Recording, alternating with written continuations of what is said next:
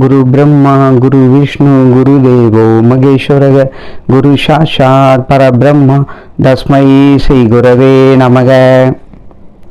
உங்களுடன் சாய் பாலமுருகன்.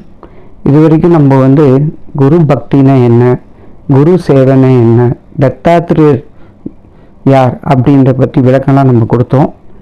இன்னிலேருந்து தத்தாத்திரேயர் அவர்களால் நம்ம நவநாதர்களை பற்றி பேச போகிறோம். வாங்க நம்ம கதைக்குள்ளே போகலாம். ஒரு நதி ஓரத்தில் சிவன் பார்வதி இருக்காங்க. சிவன் பார்வதிக்கு மந்திர ஆத்ம தத்துவத்தை உபதேசிக்கிறார். அப்போது பார்வதி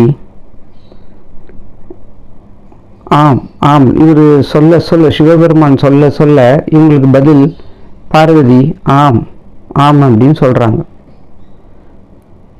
அப்போது அந்த நதி ஓரத்தில் ஒரு பெரிய மீன் இருக்குது. அந்த மீன் வயிற்றுக்குள்ளே பார்த்தீங்கன்னா ஒரு முட்டை, அந்த முட்டைக்குள்ளே ஒரு குழந்தை.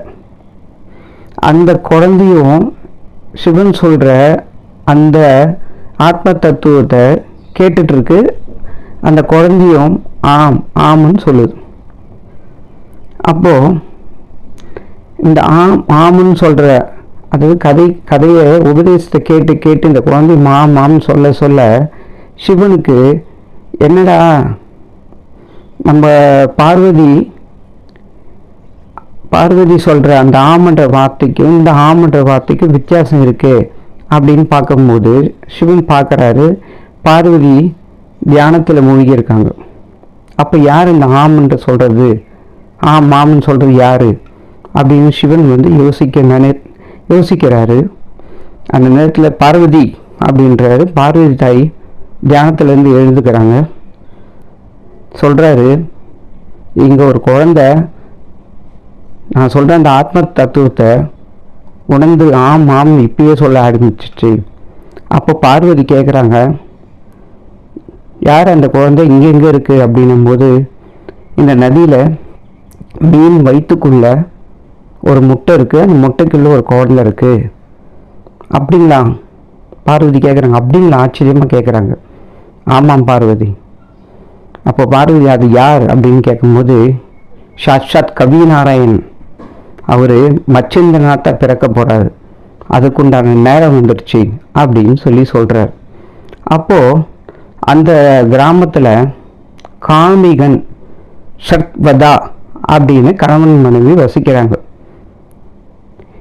இவர் இந்த காமிகன்றது எப்பவுமே பார்த்திங்கன்னா கடலுக்கு போய் மீனை பிடிக்கிறது தான் இவரோட வயிற்று பழப்புக்கே. அப்போது இவர் காலை பொழுதில் கடலுக்கு போகிறார், படகு எடுத்துன்னு கடலுக்கு போகிறார் மீன் பிடிக்க. அப்போது இவர் நதி ஓரத்தில் வராரு படகுல. அப்போ பார்த்திங்கன்னா தூரத்தில் ஒரு அழகான முட்டை, அந்த முட்டையை கொக்குங்களாக குத்திக்கிட்டு இருக்கு. கொத்த அந்த முட்டை ஓடு உடையுது. அந்த ஓடு உடைய இவரும் பார்க்குறாரு, படகுலேருந்து இவரும் பார்க்குறாரு. முட்டை உடைய ஒரு பிரகாசமான ஒரு ஒளிச்சோட வீசுது அந்த இடத்துல. இவருக்கு ரொம்ப ஆச்சரியம், என்னடா இது ஒரு முட்டைக்குள்ளேருந்து இவ்வளோ பெரிய ஒளி சுடரா, வா நம்ம போய் பார்க்கலான்னு சொல்லிட்டு இவரும் போய் அந்த முட்டைக்கிட்ட போய் பார்க்குறாரு. அப்போ முட்டைக்குள்ளேருந்து ஒரு குழந்தை, ஒரு அழகான குழந்தை. இங்கே நம்ம ஒரு மந்திரத்தை சொல்லலாம், ஏன்னா பிறப்பு எடுத்துட்டார். யார்? மச்சிந்திரா. ஆதேஷ் ஹலக் நிரஞ்சன். அந்த குழந்தைய எடுத்து தன் மாரோடு வச்சுக்கிட்டு அந்த குழந்தையோட முகத்தை பார்க்குறாரு. அவ்வளோ தேஜஸாக, ரொம்ப அழகாக, தெய்வ கடாட்சமாக இருக்குது அந்த குழந்தை. அப்போது இவர் சிரிக்கிறார், ஏன்னா சந்தோஷத்துக்கு அளவே இல்லை இவருக்கு. ஏன்னா இவருக்கு குழந்தையே இல்லையே, குழந்தை கிடச்சுன்னா அவ்வளோ ஒரு சந்தோஷம் இவருக்குள்ள, அது சொல்ல வார்த்தையே கிடையாது. அப்போ ஒரு அசுரீரி கேட்குது, இந்த குழந்தைய எடுத்து போய் வளர்த்துக்கோ, இந்த குழந்தைக்கு மச்சிந்திரா அப்படின்னு பெயரிடு அப்படின்னு அந்த அசுரீரி கேட்குது. இவர் குழந்தைய எடுத்துக்கிட்டு இவரோட கிராமத்துக்கு போகிறாரு. போய் தன் மனைவி கிட்ட காட்டுறாரு. மனைவிக்கு அவ்வளோ சந்தோஷம், ஏன்னா இவங்க 2 பேருக்கும் குழந்தை பாக்கியமே இல்லை. அப்போ மனைவி கேட்குறாங்க, எங்கேருந்துங்க இந்த குழந்தைய எடுத்துகிட்டு வந்தீங்க? இவ்வளோ அற்புதமாக, இவ்வளோ தெய்வ கடாட்சமாக இருக்கு அப்படின்னும் போது இவர் சொல்கிறார், நடந்தது எல்லாத்தையும் சொல்கிறார். நம்ம வளர்க்கலாமா, இந்த குழந்தைய நம்ம வளர்க்கலாம் அப்படின்னு சொல்லியும் சொல்கிறார் இவர் தன் மனைவி கிட்ட. அப்போ ஊரில் இருக்கிற மக்கள்லாம் ஒன்று கூட்டி ஒரு தொட்டியில் வச்சு, தொட்டியில் கட்டி அதில் இந்த குழந்தைய போட்டு, இந்த குழந்தைக்கும் மச்சிந்திரான் பேரை சூட்டுறாங்க. அந்த குழந்தை காது கிட்ட மச்சிந்திரா மச்சிந்திரா மச்சிந்திரா அப்படின்னு அழைக்கிறாங்க. குழந்தைக்கு ஒரு 5 வயசு இருக்கும். 5 வயசு இருக்கும்போது தன்னோட அப்பா கூட மச்சிந்திராவும் போகிறாரு படகுல மீன் பிடிக்க. அப்போது காமிகன் வந்து தன்னோட பாலகன் கிட்ட, அதாவது குழந்தைகிட்ட சொல்கிறாரு, நான் மீன் பிடிச்சு தரேன், நீங்கள் அதை எடுத்து இந்த பாத்திரத்தில் போட்டு வையி, கூடைக்குள்ளே போட்டு வையி அப்படின்னு சொல்கிறாரு. அப்போ இவர் மீனை வந்து தூண்டில் பிடிச்சி கொடுக்குறாரு, தூண்டில் இருந்து எடுத்து கொடுக்குறாரு. அப்போ இவரும் இந்த மச்சிந்திராவும் என்ன பண்ணுறாங்கன்னா அந்த கூடைக்குள்ளே போட்டுக்கிட்டே வர்றாரு. அப்போ கூட நிறைஞ்சி போயிடுது மீன். இந்த மீனுங்கெல்லாம் என்ன பண்ணுறதுன்னு பார்த்தீங்கன்னா அப்படியே துள்ளி குதிக்குது உயிருக்கு. அதாவது இவரோட பார்வையில், மச்சிந்திராவோட பார்வையில் அதுங்க உயிருக்கு போராடுற மாதிரி இவருக்கு தோணுது. அதுங்க வந்து என்னை காப்பாற்று அப்படி துடிக்குதா இவர் நினச்சிக்கிறாரு. உயிருக்கும் போராடிட்டு இருக்கு. இவர் என்ன பண்ணுறாருன்னா அந்த மீன் எல்லாத்தையும் கூடையிலேருந்து எடுத்து திருப்பியும் கடலுக்கே போட்டுறாரு. அந்த மீன்கள்லாம் அழகாக நீந்தி செல்ற பார்த்து இவர் ரொம்ப சந்தோஷப்படுறாரு மச்சிந்திரா. அப்புறம் இவர் வந்து மீன் பிடிச்ச அப்புறம் மச்சிந்திரா அப்பா கேட்குறாரு, எங்கே இந்த மீன்லாம், இங்கே கூடையில் இந்த மீனெல்லாம் என்ன பண்ண, எங்கே எதுவுமே காணுமே அப்படின்னு. அதுக்கு மச்சிந்திரா சொல்கிறாரு, நான் திருப்பியும் கடலுக்குள்ளே போட்டப்பா அப்படின்றாரு. நீ ரொம்ப தப்பு பண்ணிட்ட மச்சிந்திரா, நீ வா வீட்டுக்கு வான்னு சொல்லிட்டு தம் பிள்ளைய வீட்டுக்கு அழைச்சிக்கிட்டு போகிறார். போய் நடந்ததெல்லாம் தன் மனைவி கிட்ட சொல்கிறார்.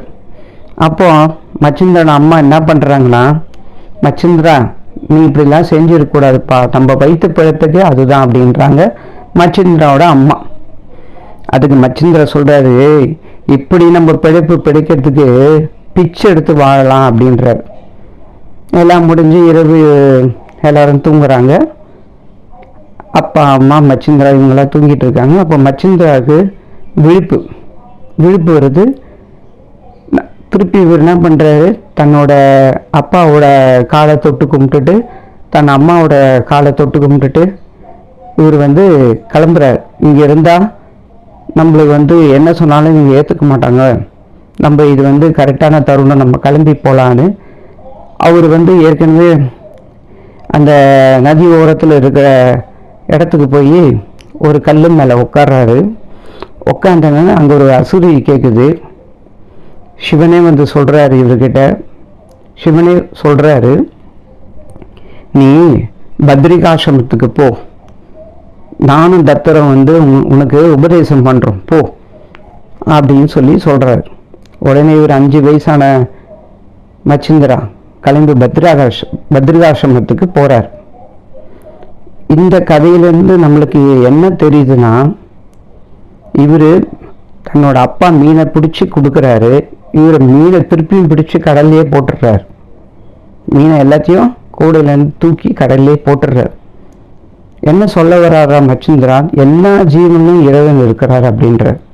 இதே தான் சாய் சத்சரித்தில் ஷிரடி சாய்பாபா சொல்கிறாரு, நான் ஈ, எறும்பு, கொசு, பன்றி, பைரவர் இது மாதிரி ரூபத்தில் நான் இருக்கேன் அப்படின்னு சொல்கிறார். இதே தான் நானா சாஹிப் சந்தர்கருக்கும் சொல்கிறார். ஒரு தடவை தட்டு நிறைய இனிப்பில் எடுத்துகிட்டு வரும்போது எறும்புலாம் வந்து அது மொச்சிட்டு இருக்கு. இப்போ நானா கேட்குறார், சாய்நாதா உங்களுக்கு நான் எடுத்துன்னு வந்தேன், ஆனால் இந்த எறும்புகள்லாம் கொடுத்துட்டீங்களே. அப்போ பாபா சொல்கிறார், என்னன்னா நான் எல்லா ஜீவன்லையும் இருக்கேன்,